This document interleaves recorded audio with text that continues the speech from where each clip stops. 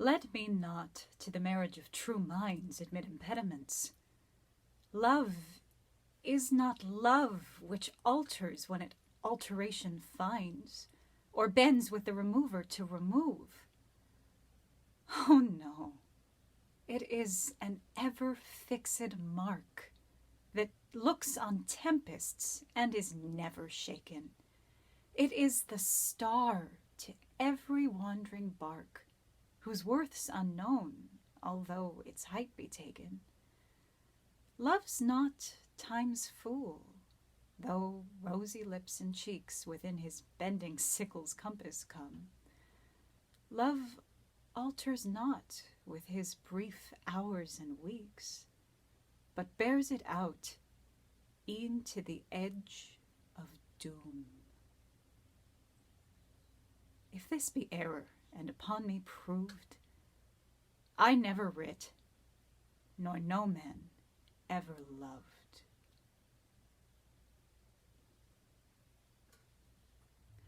Okay, so aside from Sonnet 18, Shall I Compare Thee to a Summer's Day, I would venture a guess that this is Shakespeare's most famous sonnet. You've probably heard it before, but I often find that with a lot of really well-known Shakespeare, you think you know what it means, but when you really start digging into it, you realize that it means something else entirely. A really good example of that, O Romeo, Romeo, wherefore art thou Romeo? You've heard that, yeah? But wherefore doesn't mean where, it means why. Why are you Romeo?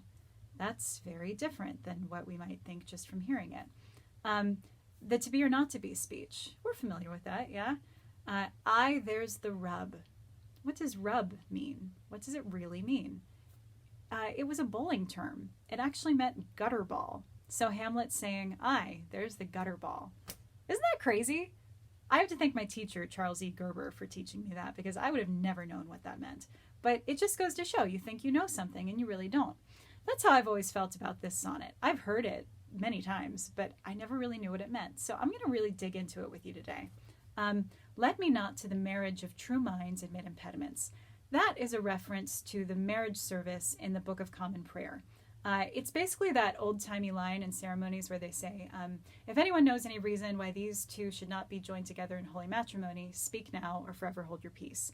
The exact wording is, if either of you do know any impediment why ye may not be lawfully joined together in matrimony.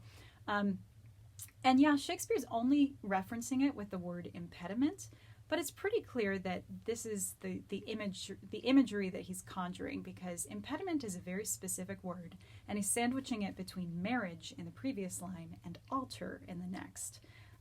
So he's saying, whatever else I may do, don't let me stand in the way of true love. Don't let me stop a wedding, kind of. And notice that he says true minds, not true love, not true hearts. I don't know what to make of that, but it's just worth pointing out. Love is not love which alters when it alteration finds. Love isn't love if it changes when the person you love changes, or when your circumstances change, or bends with the remover to remove. That's a really enigmatic line, actually. The note that I have in my RSC edition is inclined to cease if abandoned by the object of love, or perhaps is inclined to be unfaithful in response to infidelity from the object of love. That sounds an awful lot like Shakespeare and the fair youth's relationship, doesn't it? But it's also, it's a very, again, an enigmatic phrase. I think it's purposefully somewhat ambiguous. Oh no, it is an ever-fixed mark that looks on tempests and is never shaken. This is a nautical metaphor. A mark was like a lighthouse or a landmark that sailors would use to navigate. So he's saying love is this lighthouse or landmark that looks down on tempests. Storms can rage, but it stays put. It's never shaken. It is the star to every wandering bark.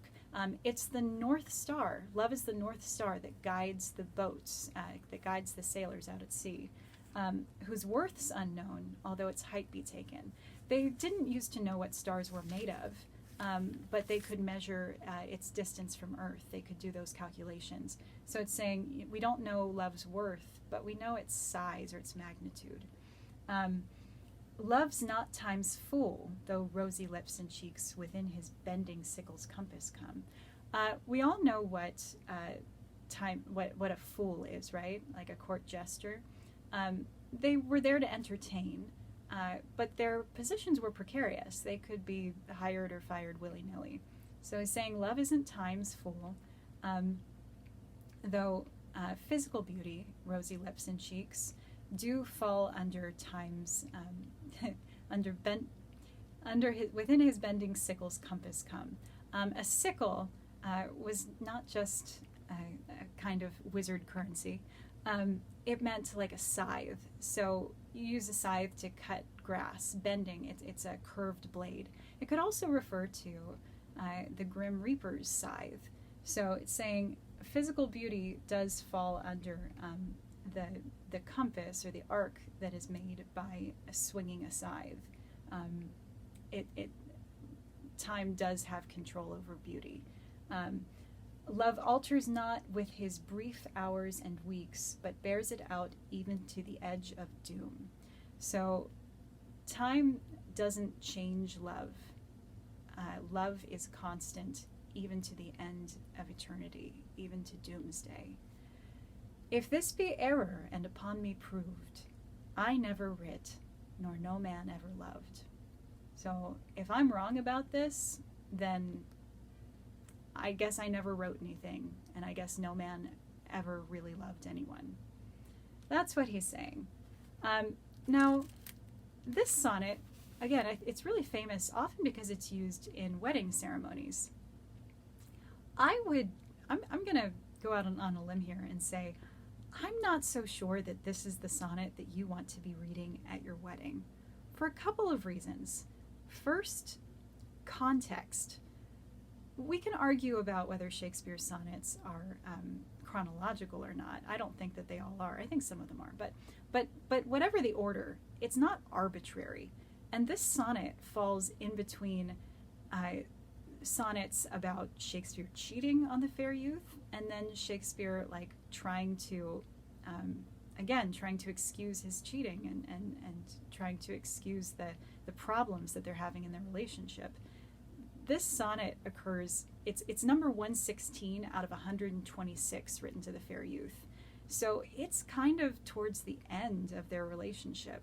I read this sonnet as a last-ditch effort to try to save their love, and it doesn't work.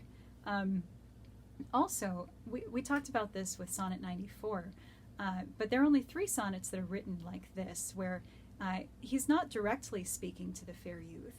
He's speaking in third person, which creates a kind of distance from the subject matter, and it makes it more enigmatic. And I think that you create that distance when the thing you're talking about is just too sensitive or too taboo to be spoken out loud. So again, I think there's some really deep hurt here at the core of this sonnet. And also, he's defining love in negative terms for the most part. He's saying love is not this, it's not this. This is what love is supposed to be. And I can't help but get the feeling that he's saying, this is what our love is supposed to be. Our love is supposed to be eternal and unchanging, and it's not. I don't know. Anyway, and it's also really interesting that he's using this imagery of a wedding ceremony in a sonnet of love written to another man, because obviously for most of human history, same-sex couples were not allowed to get married. So again, just kind of fascinating. I don't know. So that is Sonnet 116. Again, I think it's not as, it's often read as the universal definition of love, but I don't think that it's quite as rosy as we might think it is. I think there's some really dark undercurrents to it, but that's me. So anyway, that's Sonnet 116. I will be back with more tomorrow. All my love, everybody. Stay safe. Bye.